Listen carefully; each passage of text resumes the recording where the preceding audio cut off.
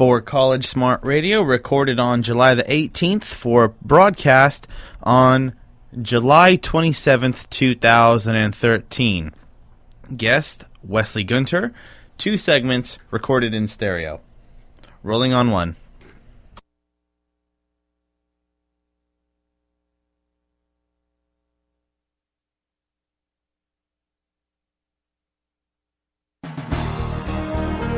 Welcome to College Smart Radio, helping you bring into focus the true cost of college and how to tackle the runaway cost of financing a college education.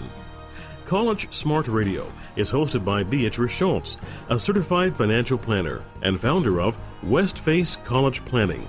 Now, here's your host for College Smart Radio, Beatrice Schultz.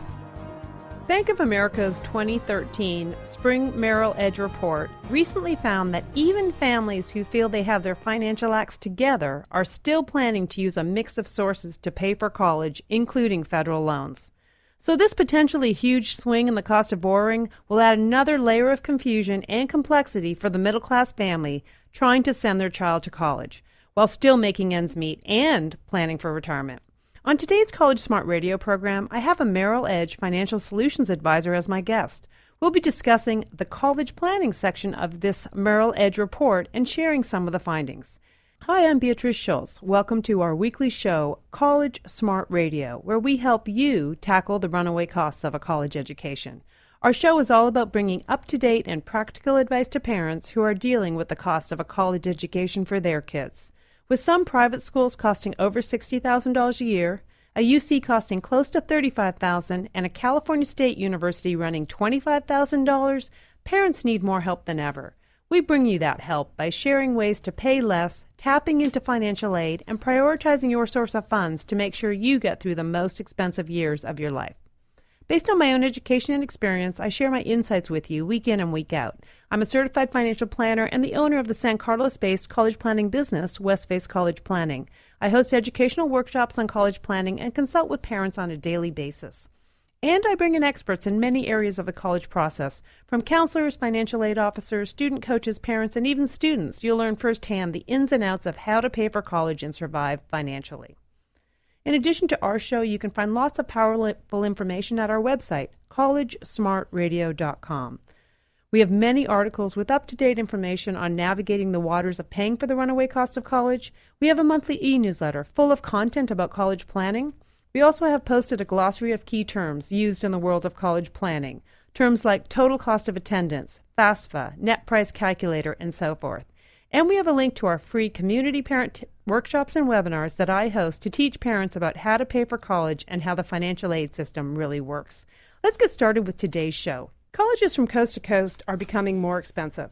According to the College Board, in-state public cost of attendance for the 2012 academic year averaged $22,000, while private college averaged $43,000, and we know California's costs are above those national averages. On July 1st, the rate on the government-subsidized Stafford student loan doubled from 3.4% to 6.8%, and the rates and rules are still likely to change before college starts in this fall. Congress's Joint Economic Committee has estimated that the average student will pay $2,600 more in interest costs for loans taking out for the coming school year if rate remains at 6.8%. So we're looking at a higher expense for those middle-class families.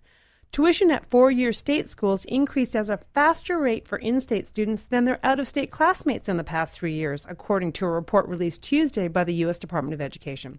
Some experts expect the national uptick in public school tuition will possibly slow down or even level off over the next several years. My guest on today's College Smart Radio is Wesley Gunter. Wesley Gunter is a financial solutions advisor for Merrill Edge in Mission Vallejo, California. Wesley holds a bachelor's degree in business administration with majors in marketing and international finance from the University of New Brunswick in Canada. Yes, he's a fellow Canadian transplant like me. Wesley has been in the financial services industry for over 5 years and has served on the board of directors for the Financial Planning Association of Orange County since 2011. Most recently, he's been elected to the board of directors for Advisors in Philanthropy in Orange County. He's married to his wife, Tanya, and they have a newborn baby boy. Wesley is joining us via phone from South Orange County. Hi, Wesley. Welcome to College Smart Radio. Hi, Beatrice. Thank you for having me. Well, with a new baby in the family, this college planning topic is probably a little more on your mind than it was a few years ago. A lot closer to the heart for sure. My feelings were, as soon as I heard the announcement of we're pregnant, we're going to have a new baby join us, I was very excited, but then I thought, oh no, how am I going to pay for this? How am I going to pay for college? Yeah, these Definitely babies hit close to home. don't come free. Well, let's get started by telling us a little bit about the company Merrill Edge, and then we'll delve into the report. Absolutely. Merrill Edge allows investors to seamlessly manage their full financial picture, whether it be through investments, savings, credit, bank, and retirement assets via our online platform, merrilledge.com. You can do it over the phone, on mobile devices, or in person at more than 5,500 selected banking centers. Merrill Edge offers two ways to manage money, either with our self-directed accounts or through our advisory center. The self-directed investment accounts offers an array of robust investment tools, market information, and proprietary research to help inform decision-making. And the Merrill Edge Advisor Center provides hands-on help with Merrill Edge Financial Solutions advisors by phone or at select banking centers. Okay, thank you for sharing that. Now tell me a little bit, and we'll at the end of this show, we'll give everyone a website so they can take a look at the Merrill Edge online platform. Let's talk a little bit about the report. Is this something that Merrill Edge does every year, every quarter? Let's talk a little bit about the overall report, and then we'll delve into kind of the details about the section on saving money for college. Absolutely. Yeah, the report itself comes out twice a year. We have a fall edition and a spring edition that comes out.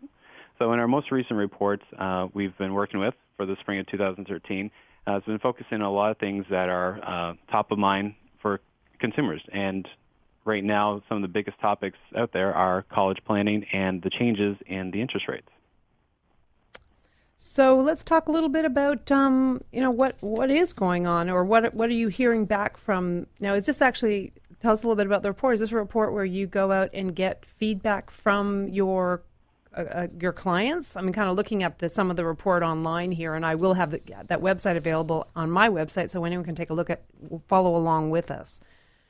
Yeah, with the Merrill Edge, we tend to focus on the mass affluent group of investors that are out there, and we go out and we discuss certain topics that are on the minds of everyday investors out there. So we go around and do a survey of roughly 1,000 people, and they have investments with us either with cash, savings, mutual funds, CDs, IRAs, stocks, and bonds. And typically their household range is anywhere from $50,000 to $250,000. So locally, 300 mass affluents were surveyed in the San Francisco area, and we try to find the topics that are near and dear to their hearts, and find things that we can raise awareness to provide solutions for. Okay, so let's go through some of the questions that were asked in the survey and what kind of answers you got back. Okay, perfect. Well, a lot of them were, what are some of the major things that you're planning for right now? What are the number one concerns? We just went through the Great Recession. A lot of lives changed here. And when discussing the overall financial plan, everything is changing on a constant basis. Sometimes you're looking at, is your home underwater? Are you having problems paying your mortgage? Do you have enough money saved for retirement? Do you have kids that are getting ready to go to college? And a lot of the things that came up here were the rising cost of college and how do I save for retirement? And this seems to be a major juggling act that a lot of people are struggling with right now. I know personally when I sit down and discuss with my clients, what are we looking to do in the next 5 or 10 years? They say, well, we're looking to retire comfortably. We were lucky enough to rebound enough from the Great Recession in the markets. We didn't sell off any of our investments. Our home prices are actually coming back up, so the overall picture is looking a lot better than it was, say, 2 or 3 years ago. But that being said, they're also being a lot more conservative and deciding that maybe I'm not going to put as much away for more of the frivolous things, buying new cars and doing renovations and expanding. I'm going to start focusing on retirement. I saw what happened here 2 or 3 years ago. I really need to focus on making sure that nest egg is taken care of. So where that comes into play is, well, what are you doing with your college education for your children?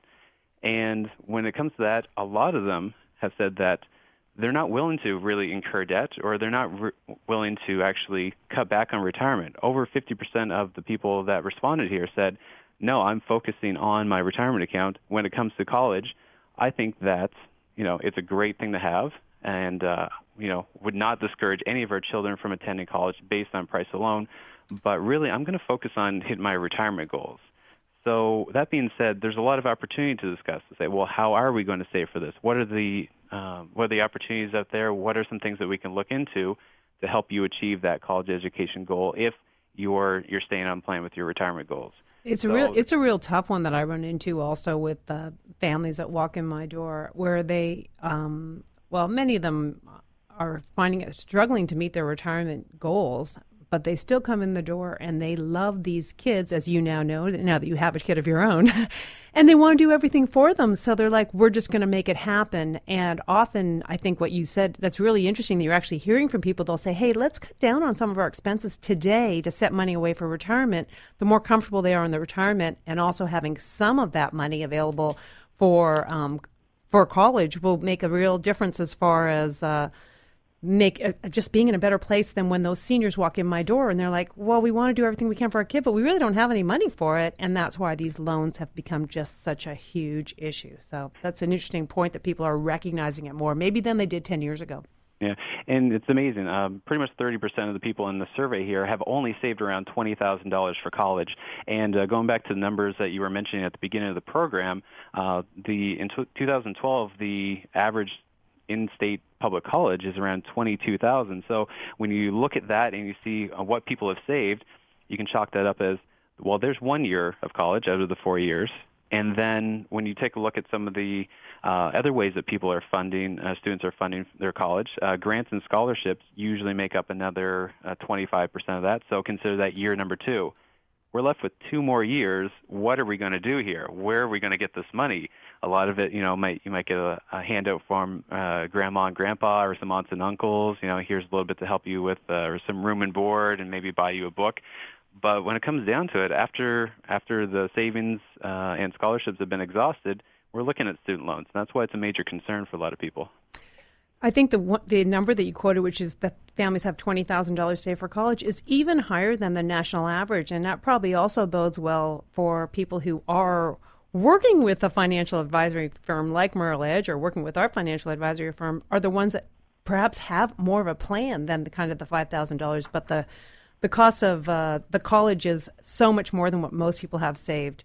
You're with us on College Smart Radio, where my guest today is Wesley Gunter, a financial solutions advisor for Merrill Edge. Wesley and I have been discussing the findings in a recent Merrill Edge Spring 2013 report. We'll be right back after a quick break.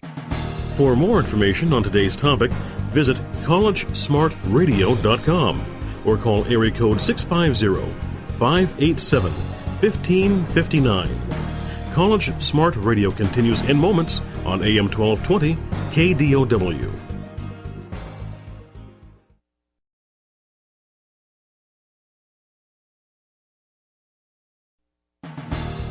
Contact Beatrice Schultz at collegesmartradio.com or call area code 650-587-1559. Now, back to College Smart Radio with your host Beatrice Schultz on AM 1220 KDOW.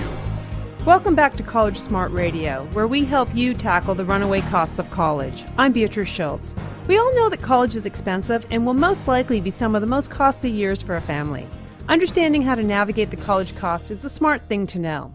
To help families be on this radio show, I host community workshops, live and via webinar, several times a month that explain the costs of various colleges, how the financial aid system works, and things to consider to prepare yourself for this tremendous expense. To learn more and reserve your seat, go to my website at collegesmartradio.com. If you've just joined us, my guest on today's College Smart Radio show is Wesley Gunter, a financial solutions advisor for Merrill Edge. We've been discussing the Merrill Edge Spring 2013 report, specifically the college planning section. Wesley, we were just talking about how much families have saved for college and the fact that it's not quite enough. Do you want to share with us a little bit more about this report? Yeah, absolutely. As the report states, as hikes in higher education continue to outpace inflation, it may be one of the most expensive purchases for families. So inflation roughly comes in around 3%, whereas tuition over the past 25 years has grown at the rate of around 5%. So with that being said, you have to find some particular vehicles to help you grow your money to keep pace with the rising cost of college education. The first thing I always recommend for clients coming through my door who are worried about this is, set a goal. Then figure out how much you're going to need to save for your child each year based on this. So, for example, if you're deciding whether your student is going to be a Cal Bear or a Cardinal, or whether we're going to Stanford or UC Berkeley, we have to decide what that end goal looks like and how much we're going to save. Now, there's a variety of options that you can use for saving, regular savings accounts and CDs. Well, actually, before we even go into the vehicles, just to kind of get a bearing for our audience here, if a UC Berkeley costs $35,000 today, and you expect that it'll continue to increase at 5%, and you can put your money away and make 5% on your money, you are going to need to be saving about $1,000 a month for that one student. Now, if you can get a 7% return, it'll be better. But just as an example, it's big money that a lot of families aren't even setting aside for their retirement right now to try to manage it. Oh, exactly. And I do the same thing with my son. He's only 3 months right now, but I've already set aside $100 from every paycheck, which is around $200 a month, which, when it's all said and done after 18 years, is around $43,000, and that doesn't include any interest at all. If I was looking at sending him to Stanford, if I started at age 1, I'm going to need about $1,000 a month in order to achieve that. It's going to cost over $400,000 over that 4-year period in the future. With UC Berkeley or, say, UC Davis, we're looking around $340 a month to start saving every month at age 1 to plan for your child when he graduates at age 18. So that's a significant amount of money, even at the $400 mark. I'm putting away $200, and for me, that's even stretching my budget. So it's something, the earlier you start, the better off you can be. And a lot of parents, they are only contributing maybe 25% or 30% of the college tuition. So this is a good way to start. And if you can't, put aside that much, every little bit helps. $50, $100 to start saving right now. Yeah, I agree. There's a combination of different plans that are available. Each of them have different tax-efficient options that are available. There's the Section 529 college plan. There's the Coverdell education plan. And there's also a custodial account. It's a uniform gift to minors account, or UGMA account. And these are all can be used in combination different ways. The first one, the 529 plan, is a great way for you to save money, put it into the market, into either mutual funds or some other money market accounts. And the great thing about it is that the owner of the account, the mother or father, actually owns the assets when the child turns age 18. So I know if I was 18, I graduated from high school, and I saw an account full of $20,000, $40,000, I would say, I'm going to go buy a car. I'm going to go to Europe. I'm going to take off, and I'm going to spend this money. The good thing with the 529 plan is that the mother or father actually retains ownership of the account, and as long as you use the money towards any tuition, room and board, books, anything associated with post-secondary education, that money grows tax-free, which is a great way to save for education. The other one that we have is the Coverdell education account. This one's a little bit more limited, whereas you can only put up to $500 away into it each year. So it does have a little bit of limitation versus the 529 plan, where there is a very high cap on that. The other one is the And just out of interest, when would you advise to invest in a Coverdell education savings plan instead of a 529? The Coverdell education can be used for K through 12, as well as college education. So some families that are looking to put some money away, say they want to send them to a private college, or they want to put them into some sort of chartered school, they're looking to save money this way as a tax-efficient way to save for those. That's why it's a little bit more limited.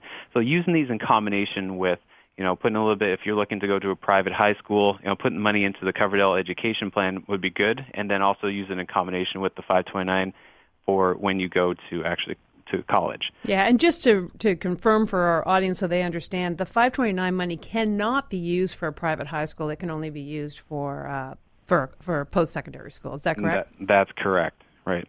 The other account is the UGMA account, and this one is a great way for some of our higher net worth clients to actually gift money to their grandkids or to their children, get money out of their state and put it into these accounts. I've used this one only in one example when I was doing a combination of the UGMA account and the 529 plan. I had a client, and they were alumni of a university over in Texas, and they wanted to make sure that their son was going to go there.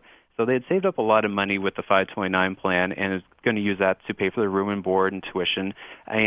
But the problem was they had to get their son back and forth between California and Texas. So this is where the UPMA account came into play. They were able to gift money into this account over the years, and even though this one can be the custodial aspect is transferred to the owner of the account at age 18. They had an understanding with their son that the money would be used to pay for the plane ticket to get at their travel expenses back and forth. So as long as you have your son or daughter on the same page as you and know that they're not going to spend this money on frivolous things, it's going to go towards their education, it's a great account to use in combination with the 529 plan. And one of the other things for our audience to keep in mind, we've talked about it on a couple of these College Smart radio shows, is the first thing you want to assess is whether you might qualify for financial aid as a family. The first thing that Wesley said is that the UGMA and the UPMA is really for the high net worth family. And the reason that that it makes most sense for the high net worth family is because on the FAFSA, any UGMA or UPMA money is considered a child asset, would be measured strongly for your financial aid, and in fact could reduce your ability to get financial aid. So I really recommend the UGMAs and the UPMAs for the most high-worth family. And the first thing every family should do is assess, is there any way I'm going to qualify for financial aid?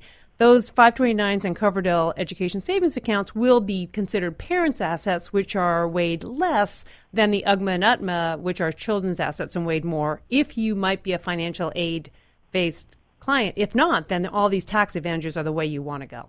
Absolutely. And one of the conversations I have with the family is, are you going to be eligible for these student loans in the future? And if they say, yes, we hope to achieve this, I say a great strategy is to put the name of the account in either grandmother or grandfather. That way the assets are outside of the expected family contribution when they're calculating that amount.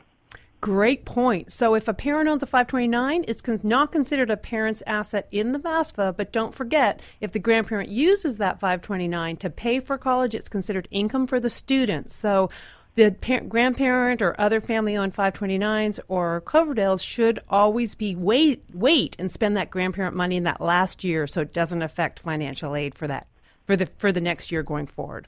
Absolutely. Great. Well, we're coming close to the end of the show here. Wesley, do you want to just take kind of I'll give you a minute and a half just to kind of go over maybe your services or a little bit more about Merrill Edge, or conclude your thoughts on kind of strategies for families, because I know we had a lot of other points we didn't get to.